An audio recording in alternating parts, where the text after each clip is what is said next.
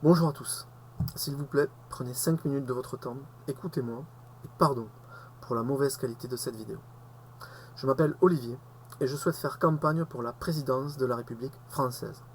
Cette vidéo est la numéro 17, je vais parler de coopération internationale. Précédemment, je parlais d'Europe, maintenant j'en viens au Maghreb, au Moyen-Orient et à l'Afrique. Nous assistons depuis plusieurs années à des phénomènes migratoires majeurs, qui parfois effrite l'équilibre politique européen.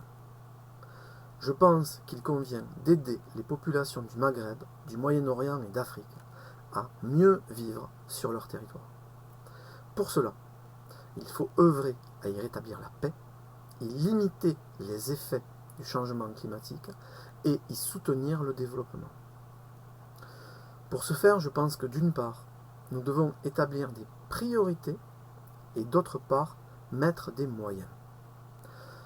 En Afrique et au Maghreb, il y a des peuples qui partagent notre langue commune, le français. Je pense que nous devons avoir pour priorité la mise en place d'une relation plus fraternelle avec ces peuples. Nous devons en premier lieu les soutenir. En Afrique existe le projet d'une grande muraille verte qui a pour but de ralentir le réchauffement climatique.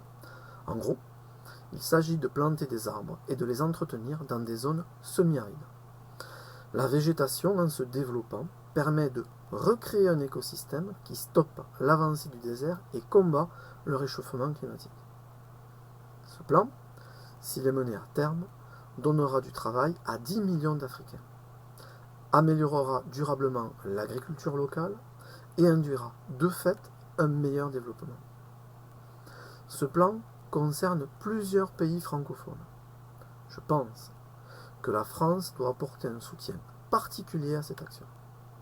De même, il faut avancer sur la mise en valeur des terres arables, avec des méthodes agroécologiques qui ont fait leurs preuves en Afrique, mais qui ont du mal à être diffusées auprès des populations. Sur un sujet connexe, certaines actions militaires passées ou en cours, sous couvert de lutte contre le terrorisme, ont induit et stabilisé l'exploitation de peuples et de territoires. C'est ce qu'il me semble en tout cas. La France doit s'engager dans l'arrêt progressif de ce genre d'action.